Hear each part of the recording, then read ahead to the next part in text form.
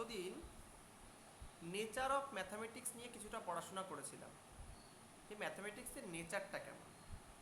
আজ আমরা যেটা পড়ব সেটা হচ্ছে what is the definition of mathematics, গণিত কি, এবং সে সম্পর্কে বিভিন্ন ম্যাথামেটিশিয়ান বা গণিতজ্ঞ বা বিভিন্ন এডুকেশনিস্ট কি বলেছে এই প্রসঙ্গে, সেগুলো কিছুটা জানার চেষ্টা করব।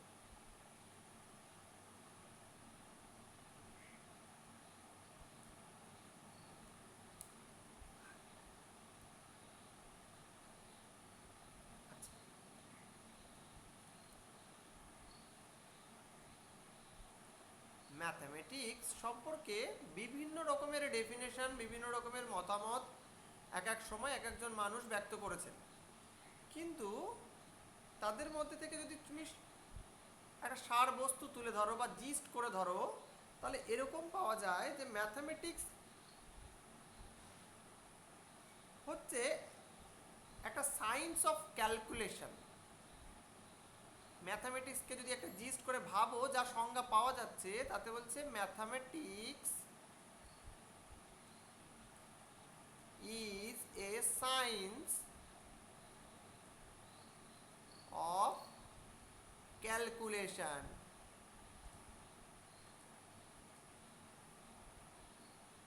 তাহলে ম্যাথামেটিক্স হচ্ছে একটা এমন একটা বিজ্ঞান যেটা কি করে, গণনা করে।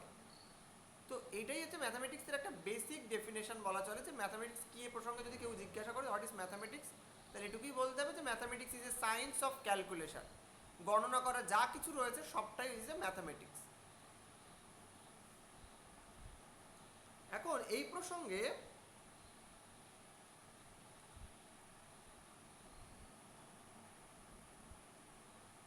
গ্যালিলিও বলছে,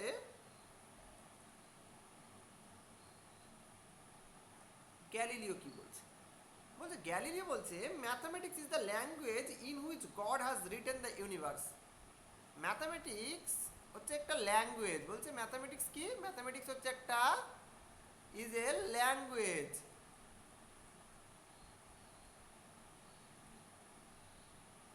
ইন হুইচ, যাতে কিনা গড হ্যাজ রিটেন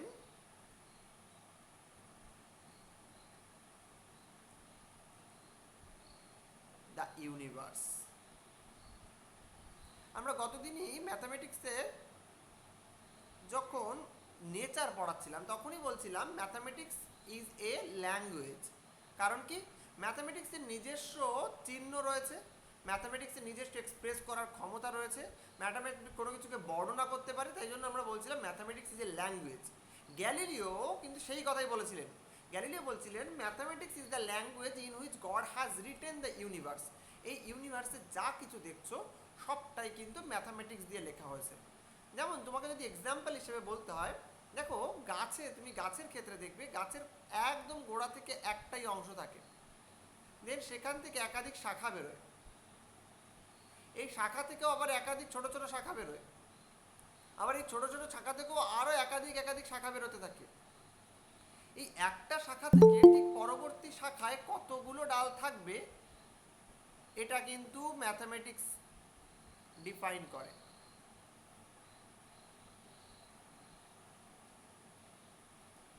যদি ফিবোনাকি সিরিজ পড়ে থাকো কেউ, তাহলে বুঝতে পারবে ফিবোনাকি সিরিজ হচ্ছে এমন একটা সিরিজ যা দিয়ে ডিফাইন করা হয়েছে যে একটার পরে কটা করে ডাল গজাবে, মানে একটা ছোট্ট ডাল থেকে ঠিক তার পরের ডাল থেকে কতগুলো ডাল গজাবে। এবং তোমরা যদি গোল্ডেন রেশিও নিয়ে কেউ পড়াশোনা করো, যে মানুষকে দেখতে কতটা সুন্দর হবে তা নির্ভর করে তার মুখের একটা বিশেষ রেশিওর উপর। এই রেশিওটাকে বলা হচ্ছে গোল্ডেন রেশিও। যার মুখের গঠন এই গোল্ডেন রেশিওর যতটা কাছাকাছি সে ততটাই দেখতে সুন্দর। তো তুমি দেখতে পাচ্ছ যা কিছু রয়েছে এই বিশ্ব ব্রহ্মাণ্ডে সব কিছু কিন্তু ম্যাথামেটিক্স দিয়ে লেখা রয়েছে। রুই মাছের আঁশ দেখো, রুই মাছের আঁশকে বলা হয় সাইক্লয়েড আঁশ। এটা গণিতে একটি বিশেষ রকমের নাম, টার্মকে ব্যবহার করা হয়েছে। এই আঁশগুলো এক রকমের গ্রাফ তৈরি করে, যে গ্রাফগুলোকে বলা হয় সাইক্লয়েড গ্রাফ। এই গ্রাফের মতো দেখতে বলে এই আঁশগুলোকে নামকরণ করা হয়েছে সাইক্লয়েড আঁশ। একটা ফুলে ঠিক কতগুলো পাপড়ি জন্মাবে তা কিন্তু আগে থেকেই নির্দিষ্ট থাকে, এবং সেগুলো কিন্তু সব কিছুই ম্যাথামেটিক্যাল ক্যালকুলেশন দিয়ে আগে থেকে বলে দেওয়া যেতে পারে এই গাছের ফুলে কতগুলো পাপড়ি থাকবে। আমরা দেখতে পাচ্ছি যে গ্যালিলিও যেটা বলছিল সেটা সত্যিই হচ্ছে। Mathematics is the language of god in which god written the universe. এই বিশ্বব্রহ্মাণ্ডকে লিখেছেন এই ম্যাথামেটিক্স দ্বারা। এরপরে যদি চলে আসি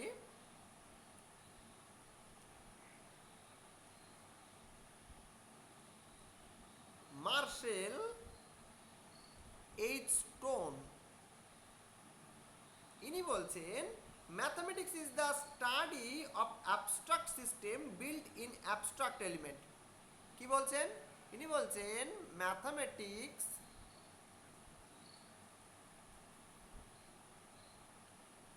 is the study of abstract system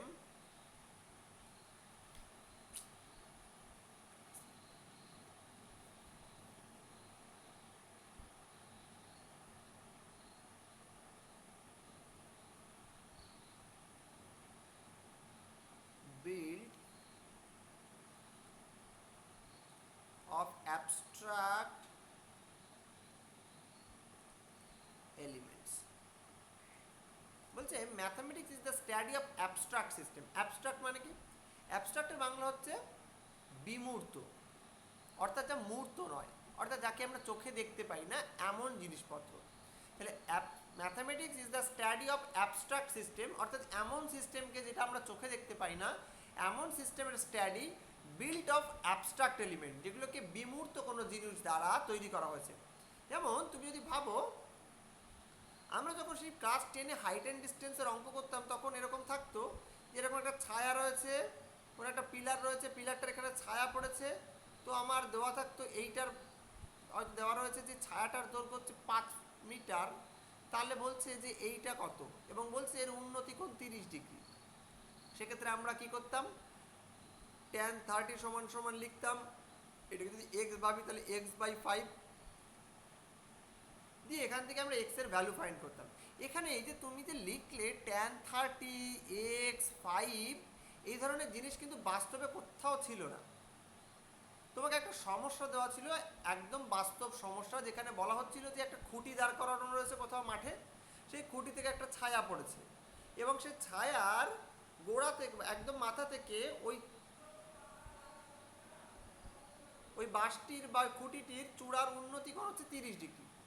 কোথাও এই ধরনের tan 30 বা একটা এক্স এই ধরনের জিনিস কিন্তু বলা ছিল না। এই ধরনের জিনিসগুলো কিন্তু আমরা তৈরি করলাম শুধুমাত্র সমস্যাটার সমাধান করার জন্য। দেখো এই যে সিস্টেমটা তৈরি করেছি, এই সিস্টেমটা কিন্তু বাস্তবে এক্সিস্ট করে না। tan 30 x/5 এই যে ইকুয়াল টু যে চিহ্ন ব্যবহার করে একটা ইকুয়েশন লিখেছি, এটা কিন্তু বাস্তবের কোনো অস্তিত্ব নেই। এই জন্য বলছে mathematics is the study of abstract system, abstract সিস্টেমের স্টাডি করছি বিল্ট ইন অ্যাবস্ট্রাক্ট এলিমেন্ট। এবং দেখো এই যে জিনিসগুলো এক্স, tan 30, এগুলো কিন্তু অ্যাবস্ট্রাক্ট এলিমেন্ট, অর্থাৎ এগুলো কিন্তু বাস্তবে কোনো অস্তিত্ব নেই। পরিবেশে তুমি কোথাও tan 30 বলে কোনো জিনিস নেই। tan 30 শুধুমাত্র গণনার জন্য আমরা তৈরি করেছি এরকম একটা জিনিসকে। এই জন্য বলছে ম্যাথামেটিক্স হচ্ছে একটা অ্যাবস্ট্রাক্ট সিস্টেমের স্টাডি, এবং সেটা কি করছে? সেটা কি নিয়ে তৈরি হচ্ছে? অ্যাবস্ট্রাক্ট এলিমেন্ট দিয়ে। আমরা যখন কোণ মাপি থিটা দিয়ে। আমরা যখন একচল বিশিষ্ট দ্বিঘাত সমীকরণ করতাম তখন একচল বিশিষ্ট বা দ্বিচল বিশিষ্ট দ্বিঘাত সমীকরণ করতাম, তাহলে এরকম সমীকরণ থাকতো, এখান থেকে বলতে সমাধান বার করো, এখান থেকে এক্স এর সমাধান বার করো। তো এই যে জিনিসগুলো আমরা দেখতে পাচ্ছি, এগুলো কি বাস্তবে কোনো অস্তিত্ব আছে? x² 5x2 নেচারে, প্রকৃতিতে, হাটে বাজারে কোথাও কি তুমি x² বলে কোনো জিনিস দেখতে পাও না। এগুলোকে আমরা আমাদের গণনার সুবিধার্থে এই ধরনের চলরাশিকে তৈরি করেছি, এবং এই চলরাশিগুলোর উপর নির্ভর করে আমরা আমাদের গণনার কার্য কিন্তু চালিয়ে যাই। এই জন্য বলছে এটা অ্যাবস্ট্রাক্ট সিস্টেম। এবং এই যে জিনিসগুলোকে ব্যবহার করেছি এগুলো সবই অ্যাবস্ট্রাক্ট, কোনোটাই তো মূর্ত জিনিস নয়, কোনোটাই তো আমরা চোখে দেখতে পাই না। হ্যাঁ, গণিতের ক্লাস করানোর সময় আমাদেরকে এটাকে মূর্ত জিনিসটা, এই বিমূর্ত জিনিসটাকে মূর্ত জিনিসের সাথে তুলনা করে বা এক্সাম্পলের সাহায্যে মূর্ত জিনিসের সাথে রিলেট করে দেখানো হয়। যে দেখো এখানে এক্সটা কোনো একটা বিশেষ জিনিসকে নির্দেশ করছে, আমরা কোনো একটা বিশেষ জিনিসের সাথে এটাকে রিলেট করে দেখাই, কিন্তু আসলে কিন্তু এটা কিন্তু একটা অ্যাবস্ট্রাক্ট থিঙ্কিং, এর কিন্তু বাস্তব কোনো অস্তিত্ব নেই। এরপরে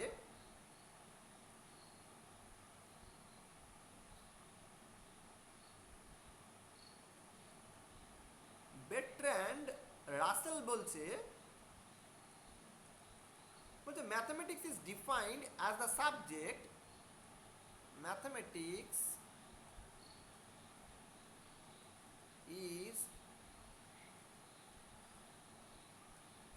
is defined as the subject in which we neither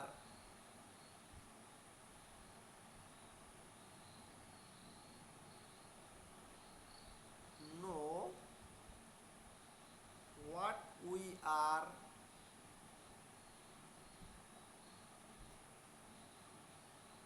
talking about,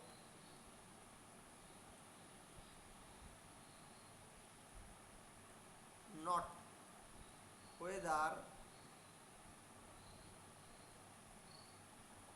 what we are saying.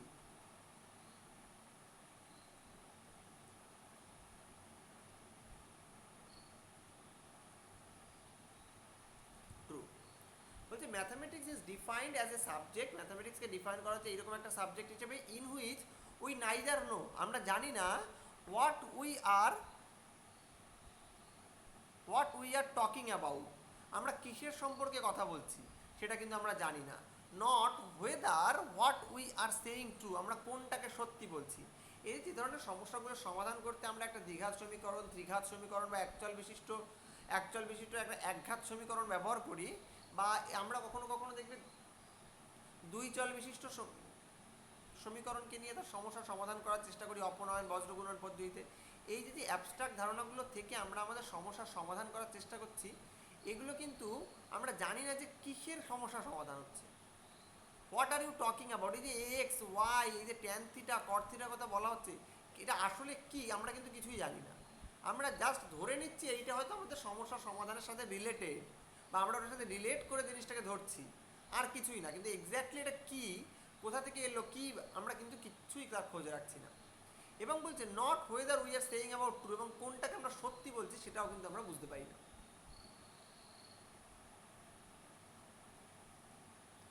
এরপরে আরও একজন ম্যাথামেটিক্স সম্পর্কে বলছেন লকি, বলছে mathematics is the way to settle down the habit of reason. বলছে ম্যাথামেটিক্স is a way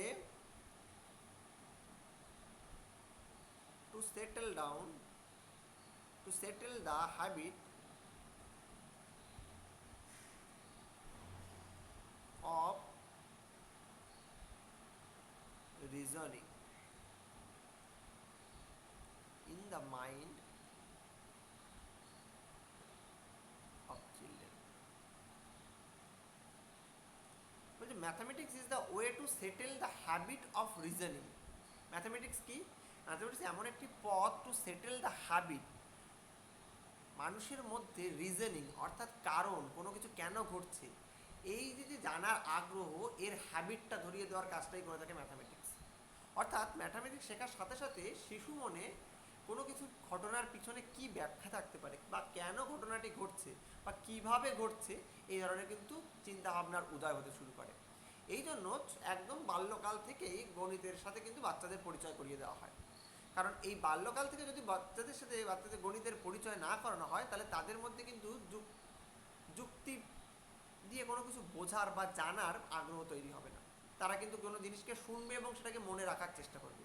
কিন্তু mathematics শেখার সাথে সাথে তাদের মধ্যে প্রশ্ন জাগতে শুরু করে, কোনো জিনিস কেন ঘটছে, কিভাবে ঘটছে, না ঘটলে কি হতো, ঘটছে, ঘটার ফলে নতুন কি ঘটছে, বা এটা ঘটার সাথে সাথে আর কি কি ঘটতে পারে, এই ধরনের চিন্তাভাবনা কিন্তু উদয় হয় ম্যাথামেটিক্স শেখার সাথে সাথে। এই জন্য কিন্তু ম্যাথামেটিক্সকে ক্লাস 1 থেকে 10 অবধি সিলেবাসে একটা আবশ্যিক বিষয় রূপে কিন্তু অন্তর্ভুক্ত করা হয়েছে, যাতে ছাত্রছাত্রীদের মনে কোনো কিছু সম্পর্কে প্রশ্ন জাগে, কেন ঘটছে, কিভাবে ঘটছে, এই প্রশ্নগুলো যাতে জানে, মানুষ যাতে যুক্তিবাদী হয়ে উঠতে পারে, সেই জন্য কিন্তু গণিতের সাথে মানুষকে পরিচয় করানো হয়। এছাড়াও বিভিন্ন ম্যাথামেটিশিয়ান, বিভিন্ন শিক্ষাবিদ ম্যাথামেটিক্স সম্পর্কে একাধিক সময় এক এক রকম মন্তব্য করেছেন। মূলত এই কটা মন্তব্য কিন্তু খুব ইম্পর্টেন্ট। বিষয়টা তো লকি কি বলেছেন এবং রাসেল কি বলেছেন, এগুলো কিন্তু একাধিকবার সিটেটের পরীক্ষায় দুই একটা অপশানে দেখা গেছে। এই যে যারা বলছে ম্যাথামেটিক্স কি, কেন, কিভাবে, সম্পর্কে যে ডেফিনেশনগুলো দিল, এর থেকে আমরা কয়েকটা জিনিসে মূলত সিদ্ধান্তে আসতে পারি। সিদ্ধান্তগুলো হচ্ছে mathematics is the science of space and numbers. এক নম্বর হচ্ছে ম্যাথামেটিক্স হচ্ছে একটা science of space and numbers. Mathematics হচ্ছে স্পেস এবং নাম্বারসের একটা সায়েন্স। দু নম্বর, mathematics is the science of calculation. Mathematics হচ্ছে একটা সায়েন্স অফ ক্যালকুলেশন। যা কিছু গণনা রয়েছে সবটাই কিন্তু ম্যাথামেটিক্সের মধ্যে রয়েছে। তা তুমি ফিজিক্সের গণনা বলো, বা বায়োলজির গণনা বলো, বা কেমিস্ট্রির গণনা বলো, বা জিওলজির গণনা বলো, বা বোটানির গণনা বলো, যার বলো না কেন, সবটাই কিন্তু ইজ পার্ট অফ ম্যাথামেটিক্স। 3 নম্বর বলছে it is an abstract form of science. Abstract form of science. Abstract কেন? কারণ এই বললাম একটু আগে যে এখানে যে জিনিসগুলো নিয়ে আমরা কাজকর্ম করি তার কিন্তু কোনো বাস্তব অস্তিত্ব নেই। জাস্ট আমরা ধরে নিয়ে কিছু গণনার সুবিধার্থে কিছু জিনিসকে ধরে নিয়েছি এবং সেই জিনিসগুলো দিয়ে আমরা কিন্তু আমাদের উত্তরে পৌঁছানোর চেষ্টা করি। কিন্তু তুমি যদি অন্যদিকে ফিজিক্সের কথা ভাবো, ফিজিক্সে কিন্তু কোনো জিনিসকে কেন ধরছি, কি ধরছি, বা বাস্তবে যে কী ঘটছে তার পিছনে, সমস্যার পিছনে, সেগুলো কিন্তু সব ব্যাখ্যা পাওয়া যায়। কেমিস্ট্রির কথা ভাবো, তুমি বায়োলজির কথা ভাবো, সেখানে কিন্তু প্রবলেমগুলোর বাস্তব অস্তিত্ব রয়েছে, বা যা কিছু করছি তার কিন্তু বাস্তব অস্তিত্ব রয়েছে। কিন্তু গণিতের ক্ষেত্রে যা কিছু করছি তার সব কিছুর কিন্তু বাস্তব অস্তিত্ব নেই। এই জন্য বলছে একটা অ্যাবস্ট্রাক্ট ফর্ম অফ সায়েন্স। সবসময় যে দেখা যাবে এরকম কোনো মানে নেই। বলছে গণিত হচ্ছে science of logical reasoning. Science of logical reasoning.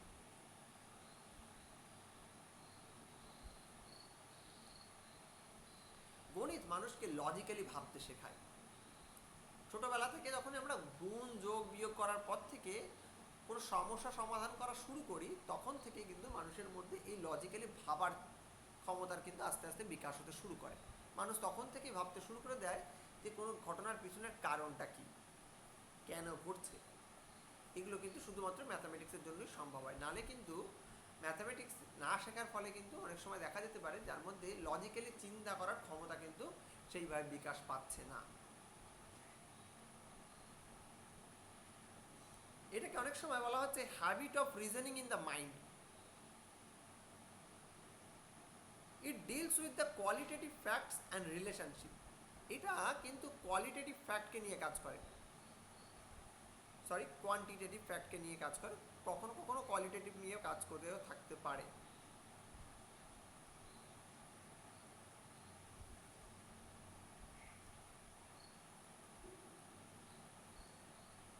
Quantitative facts নিয়ে কথা বলে, কোনো কিছু মেজারমেন্ট। কোয়ান্টিটেটিভ মানে হচ্ছে যা কিছু মেজার করা যায় এমন জিনিস নিয়ে কিন্তু কথা বলে।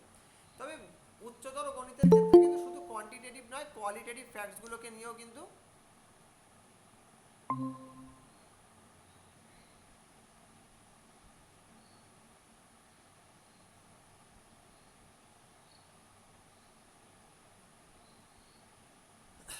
শুধু কোয়ালিটেটিভ নয়, সেক্ষেত্রে কিন্তু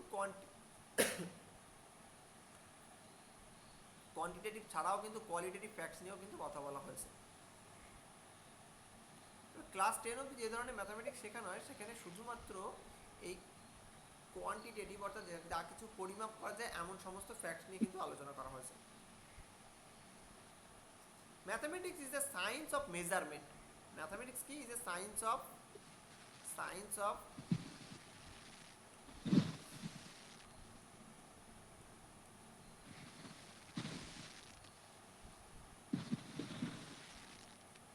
of measurement, quantity and magnitude.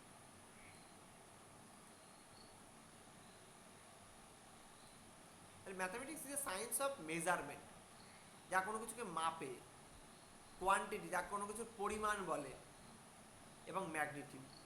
অর্থাৎ ম্যাথামেটিক্সের মূলত কাজ হচ্ছে পরিমাপ করা, মাপা, কোনো কিছুর পরিমাণ ব্যাখ্যা করা। এই জন্য কি বলছে সায়েন্স অফ মেজারমেন্ট বা কোয়ান্টিটি অ্যান্ড ম্যাগনিটিউড। এগুলোই মূলত সেই নেচার অফ ম্যাথামেটিক্সে যা কিছু পড়েছিলেন দেখবে এইগুলো মোটামুটি এখানে একই রকম কথা বলা হয়েছে।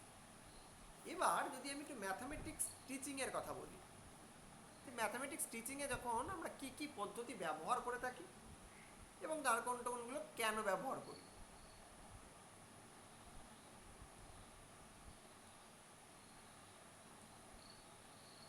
ম্যাথামেটিক্স টিচিংয়ের ক্ষেত্রে নর্মাল টিচিংয়ের থেকে কয়েকটা পদ্ধতি এক্সট্রা ব্যবহার করা হয়, যেটা অন্য টিচিংয়ের ক্ষেত্রে কিন্তু ব্যবহার করা হয় না। আমি সবগুলো পদ্ধতি একটা একটা করে বলি। একটা হচ্ছে ছাত্রছাত্রীকে হোমওয়ার্ক দেওয়া যেতে পারে বা হোম অ্যাসাইনমেন্ট দেওয়া যেতে পারে। এক্ষেত্রে কি হবে, এক্ষেত্রে শিক্ষক মহাশয় কিছু প্রশ্ন, যেটা হতে পারে কিছু ডেসক্রিপটিভ টাইপ প্রশ্ন হতে পারে, অর্থাৎ যেগুলো অনেক বড় প্রশ্ন, যেগুলো ছাত্র মুক্তভাবে চিন্তা করে উত্তর দেবে, এটা হতে পারে। বা ক্লোজ এন্ডেড প্রশ্ন হতে পারে, অর্থাৎ ছাত্র তার উত্তর জানে বা ক্যালকুলেশন করে উত্তর বের করে লিখবে। বা কোনো রকম গণিতের কোনো ছোট প্রজেক্ট ওয়ার্ক হতে পারে, কোনো প্রমাণ লিখে আনতে বলতে পারে, বা কিছু অঙ্ক কষে আনতে বলতে পারে। এটা সবটাই হচ্ছে হোমওয়ার্কের মধ্যে। তবে এই পদ্ধতির ক্ষেত্রে একটা সমস্যা রয়েছে। দেখা যায় ছাত্রছাত্রীরা অনেক সময় বাড়িতে হোমওয়ার্ক দিলে ঠিকঠাক করে না এবং তার সাথে সাথে তাকে অন্য কেউ সাহায্য করে। সেক্ষেত্রে কিন্তু অনেক সময় দেখা যায় ছাত্রছাত্রীদের মধ্যে কিন্তু গণিত শেখার ইচ্ছা লোপ পেতে পারে এবং তার সাথে সাথে তার কিন্তু চিন্তন শক্তি কমে আসতে পারে, কারণ সে বাড়িতে গিয়ে তার বাবা মা বা অন্য কারোর সাহায্য নিয়ে অঙ্কগুলো করছে। এছাড়া আমরা যে পদ্ধতিগুলো ইউজ করি সেটা হচ্ছে ওরাল ওয়ার্ক।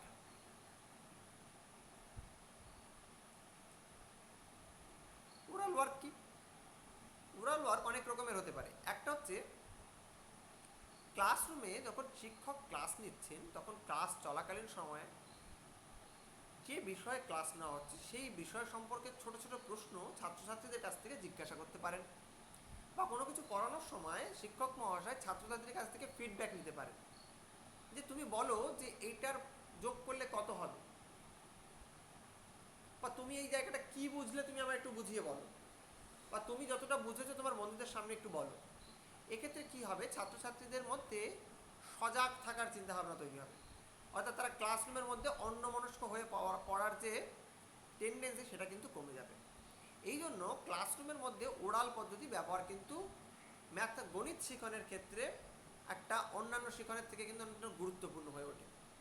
অন্যান্য শিখনের ক্ষেত্রে কিন্তু এই ওরাল ওয়ার্কটা অত বেশি ইম্পর্টেন্ট নয়, কারণ যদি তুমি ধরো বাংলার কথা ভাবো বা ইংরেজি বা অর্থাৎ ল্যাঙ্গুয়েজ গ্রুপের কথা ভাবো, সেক্ষেত্রে ছাত্রছাত্রীর যে পরিমাণ কনসেন্ট্রেশন প্রয়োজন হয় গণিতের ক্ষেত্রে কিন্তু তার থেকে অনেক বেশি পরিমাণে কনসেন্ট্রেশন প্রয়োজন হয়। অর্থাৎ ক্লাসরুমে একজন শিক্ষক যখন একটা বাংলা কবিতা পড়াচ্ছেন বা একটা বাংলা গল্প পড়াচ্ছেন, সেক্ষেত্রে হঠাৎ করে মাঝখানে যদি 1 মিনিট 2 মিনিটের জন্য ছাত্র যদি অমনোযোগী থাকেও তাতে তার খুব বেশি ক্ষতি হবে না। কিন্তু কোনো একটা গণিতের শিখন যখন হচ্ছে সেক্ষেত্রে যদি ছাত্র হঠাৎ করে কোনো কারণে অমনোযোগী হয়ে ওঠে, সেক্ষেত্রে তার কিন্তু একটা বড় অংশ জানা হবে না, ফলে যেটা তাকে পরবর্তীকালে অঙ্ক করতে গিয়ে কিন্তু ভুল ত্রুটি তৈরি করবে। এই জন্য কিন্তু ক্লাসরুমের মধ্যে ওরাল ওয়ার্ক, ম্যাথামেটিক্স ক্লাসরুমের ক্ষেত্রে ওরাল ওয়ার্ক কিন্তু ম্যান্ডেটরি, অর্থাৎ ছাত্রছাত্রীকে প্রশ্ন করতে হবে এবং তাদের থেকে উত্তরও নিতে হবে এবং প্রয়োজনে একাধিকবার প্রশ্ন একাধিক রকমভাবে করা হবে। অর্থাৎ একই প্রশ্ন তুমি যদি উত্তর না পাও, তুমি বারবার করে তার থেকে প্রশ্ন অন্যভাবে উত্তর নেওয়ার চেষ্টা করবে। স্যার থিওরি কখন শুরু করবেন? হ্যাঁ, বিপিএসসি এই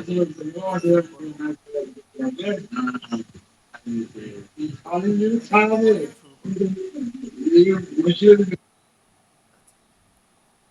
একটু পরেই আমি শুরু করবো। এরপরে হচ্ছে গ্রুপ ওয়ার্ক। গণিত শেখানোর ক্ষেত্রে এটাও একটা গুরুত্বপূর্ণ পদ্ধতি। আমরা অনেক সময় ছাত্রছাত্রীদেরকে বিভিন্ন গ্রুপ ওয়ার্ক দিয়ে থাকি। তাতে কি হয়, পুরো ক্লাসরুমকে কয়েকটা ভাগে ভাগ, একটুখানি ধরো,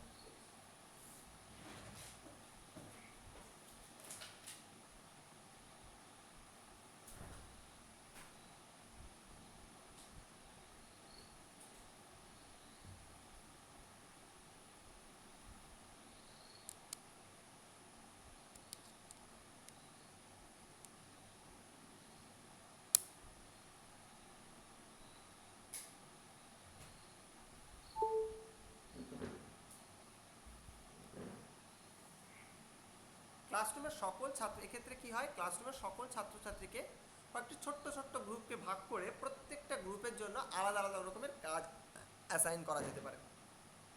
সেটা হতে পারে গণিতের ছোট কোনো মডেল তৈরি, হতে পারে গণিতের চার্ট তৈরি, বা হতে পারে কোনো একটি নির্দিষ্ট বিষয় সম্পর্কে যেটা ক্লাসরুমে পড়ানো হয় না সেই বিষয় সম্পর্কে ছাত্রদের কোনো রকম জ্ঞানার্জনে সাহায্য করা, বা বলা হতে পারে যে তুমি এই বিষয়টি সম্পর্কে তোমরা নিজেরা রিসার্চ করবে, তোমরা নিজেরা ইন্টারনেট ঘাঁটবে, বা তোমরা নিজেরা বই থেকে পড়ে এই সম্পর্কে তথ্য বের করে আনবে। এক্ষেত্রে দেখা যায় ছাত্রছাত্রীরা নিজেরা যখন কোনো কিছু খুঁজে বের করে আনে বা নিজেরা যখন কোনো গণিতের মডেল তৈরি করে তখন তাদের মধ্যে কিন্তু গাণিতিক চিন্তন শক্তির বিকাশ পরিমাণে হয়।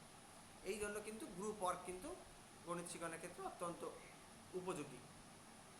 এছাড়াও রয়েছে অ্যাসাইনমেন্ট দেওয়া যেতে পারে। অ্যাসাইনমেন্ট দেওয়া হয়ে থাকে অনেক সময়।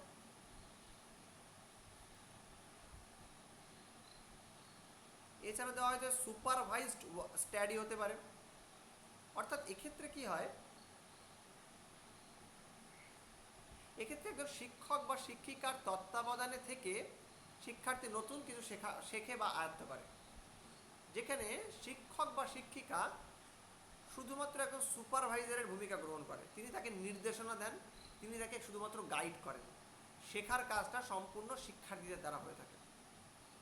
সেটা হতে পারে কোনো গণিতের মডেল তৈরি, বা নতুন কোনো গণিতের নতুন কোনো বিষয় সম্পর্কে আয়ত্ত করা হতে পারে।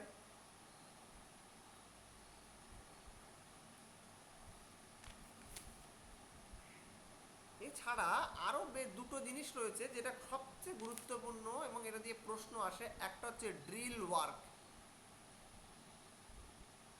আর অন্যটা হচ্ছে ব্রেন স্টর্মিং।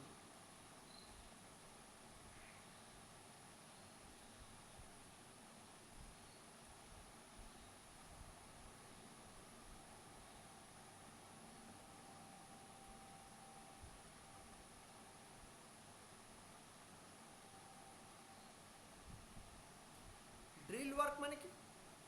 ড্রিল ওয়ার্ক মানে হচ্ছে বারবার কোনো কিছুকে করা। দেখবে গণিতের ক্ষেত্রে যেটা সমস্যা হয় ছাত্রছাত্রীদের ক্ষেত্রে, যে তারা কোনো একটা জিনিসকে শেখার পরে খুব তাড়াতাড়ি ভুলে যায়। কোনো একটা উপপাদ্য আজ পড়ানো হলো ক্লাসরুমে, সে ছাত্র বা ছাত্রী বুঝলো, কিন্তু পরের দিনই তাকে জিজ্ঞাসা করলে সে আর সেটা বলতে পারে না, বা বলতে গিয়ে সে আটকে যায়। তার কারণ সে বারবার করে জিনিসটাকে পড়ছে না।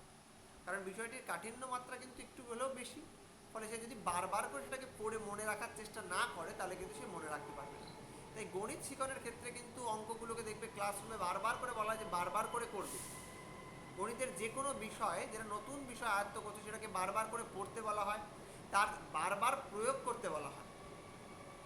যা কিছু শিখছে, সূত্র হোক, থিওরি হোক, যা কিছু শিখছে সেটাকে বারবার প্রয়োগ এবং তাকে নতুন নতুন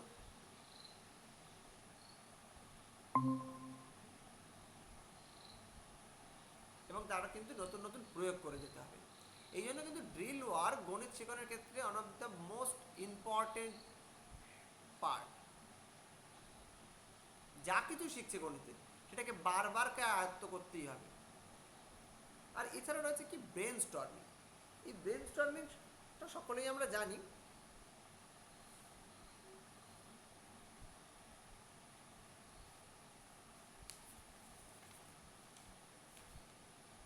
যারা বিএড বা ডিএলএড এ পড়েছো ব্রেন স্টর্মিং দেখবে প্রশ্নে আসতো ব্রেন স্টর্মিং কি জিনিস।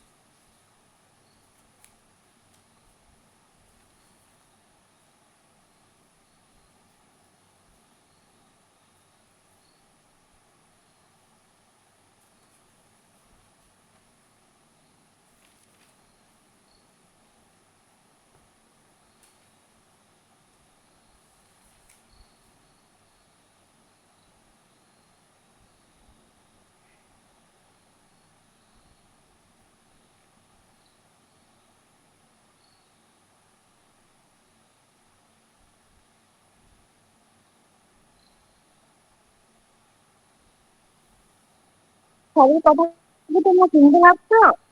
হ্যাঁ, শুনতে পাচ্ছি না স্যারের। কিছু বলছো? ও বলছে আপনি কি মাঝখানে কথা বলছিলেন না চুপচাপ ছিলেন? না না আমি কিছু শুনতে না না না আমি ও কিছু বলিনি। আচ্ছা। আমি ভাবছি আমারই নেটওয়ার্ক প্রবলেম নাকি। ঠিক আছে।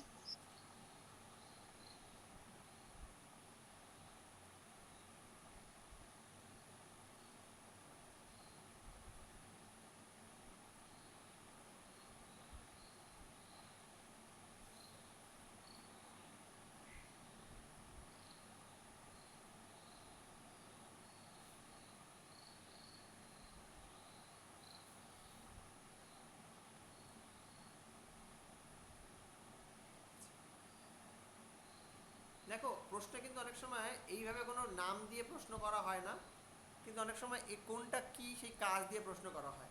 অনেক সময় প্রশ্ন করা হতে পারে যে কোন কোন পদ্ধতিতে বা কোন পদ্ধতি প্রয়োগের সময় ছাত্র বা শিক্ষক দুজনেই খুব বেশি পরিমাণে অ্যাক্টিভ থাকে।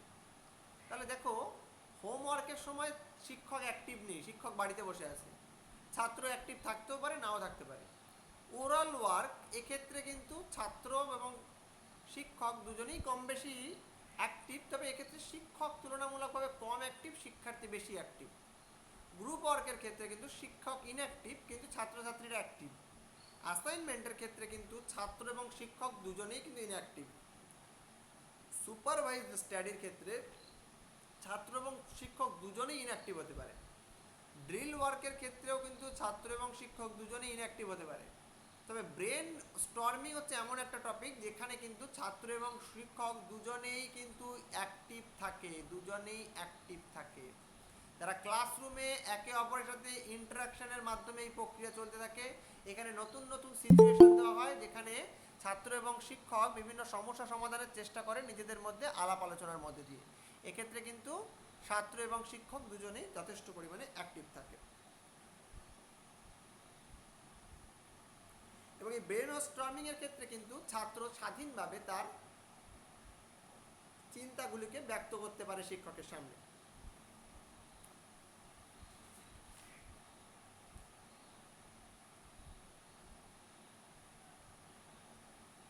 এখানে একটা প্রশ্ন করছে, the completely written work is oral work, homework, drill work আর none of the above. Completely written work, দেখো যদি কমপ্লিটলি রিটেন ওয়ার্কের কথা বলে, দেখো ওরাল ওয়ার্কে কিন্তু লেখার কোনো ব্যাপার নেই। ওরাল ওয়ার্কে ক্লাসরুমে শুধুমাত্র শিক্ষার্থীকে প্রশ্ন করা হচ্ছে, সেক্ষেত্রে তার পেন হাতে নেওয়ারও প্রয়োজন নেই। হোমওয়ার্ক, হোমওয়ার্ক এমন একটা জিনিস যেখানে কিন্তু তাকে বাড়িতে লিখতে হচ্ছে,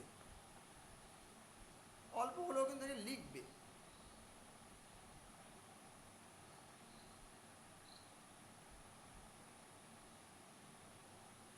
তারপরটা হচ্ছে ড্রিল ওয়ার্ক। ড্রিল ওয়ার্কের ক্ষেত্রে কিন্তু সে লিখতেও পারে নাও লিখতে পারে। আর একটা রয়েছে নান অফ দ্য অ্যাবভ, ফলে এক্ষেত্রে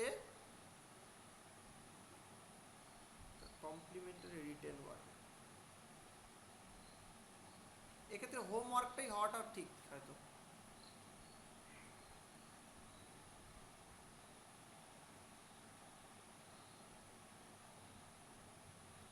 স্যার হোমওয়ার্ক তো সবসময় কেমন হবে, যদি কোনো ধরুন একটা পড়া মুখস্থ করতে দিয়েছে, তো সেটা যদি বলে এটা বাড়ি থেকে করে নিয়ে আসবে, কালকে ধরা হবে 8 লাইন কি 10 লাইন, বা আমি বাংলার ক্ষেত্রে বলি। ম্যাথামেটিক্সের ক্ষেত্রে তো সেরকম নয় না।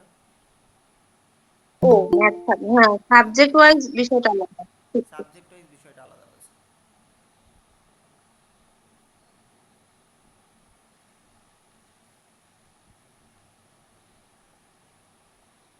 বলছে who said mathematics is the science which draws necessary calculation. Locke বলছেন, বলছে Benjamin Peirce none of the above আর হোকব্যান। এই থিওরি তোমরা পড়োনি। আচ্ছা, এখানে একটা প্রশ্ন করেছে, mathematics is a science of space, numbers, calculation আর অল অফ দিস। আনসার হবে অল অফ দিস। স্যার আপনি কোশ্চেন কোথা থেকে দেখে দেখে বলছেন? স্ক্রিন শেয়ার করেছেন? না না, আমি স্ক্রিন শেয়ার করি না, আমি এমনি তোমাদের মুখে বলছি।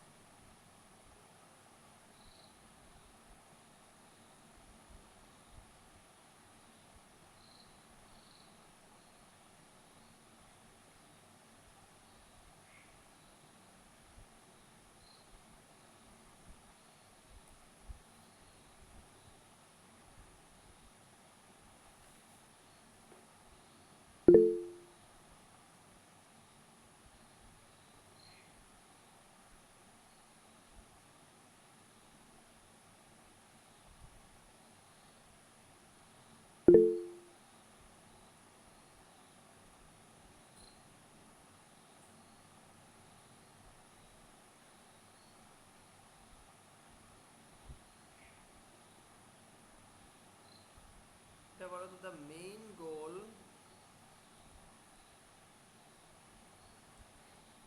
of mathematics.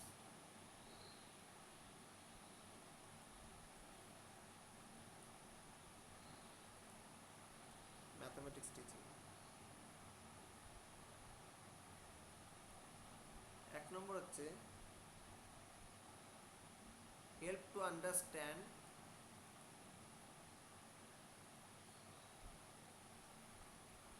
mathematics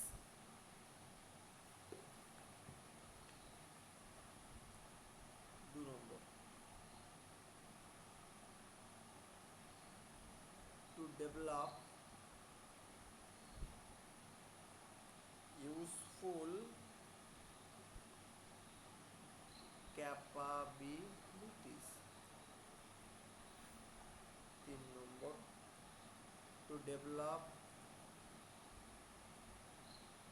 children's ability.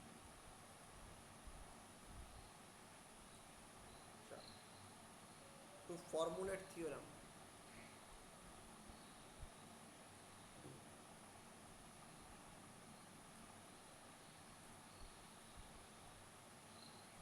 The main goal of mathematics education is to help the student to understand mathematics, to develop useful capabilities, to develop children's ability for mathematization, to formulate theorems of geometry and the other proofs independently.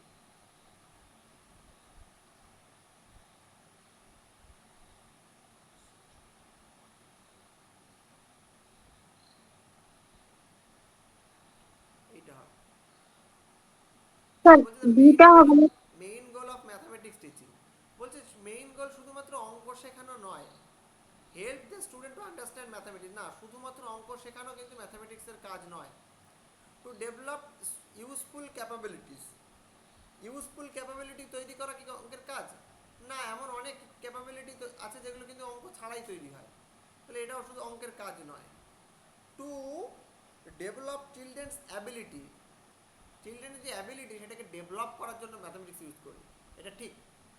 তার সাথে বলছে যে for ম্যাথামেটাইজেশন অর্থাৎ গণিতের যে সমস্ত সমস্যা বা গাণিতিক দৃষ্টিভঙ্গি তৈরি করা বা কোনো কিছুকে যুক্তি দিয়ে বোঝা, সেই কাজের জন্যই কিন্তু আমরা ম্যাথামেটিক্সকে ব্যবহার করে থাকি। আর তারপর একটা দিয়েছিল যে ফর্মুলেট করতে বলছে, ফর্মুলেট থিওরামস অফ জিওমেট্রি, এই ধরনের কিছু, তো সেটাও হবে না স্বাভাবিকভাবেই, শুধুমাত্র থিওরাম ফর্মুলেটের জন্য তো আমরা ম্যাথামেটিক্স ইউজ করি না, তাহলে এখানে ঠিক অ্যান্সার হবে হচ্ছে এইটা।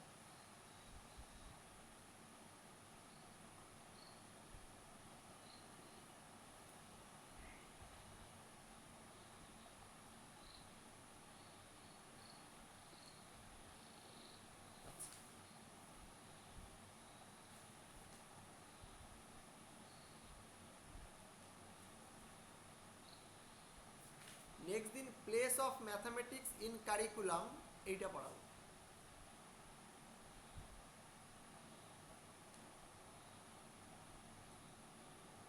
Place of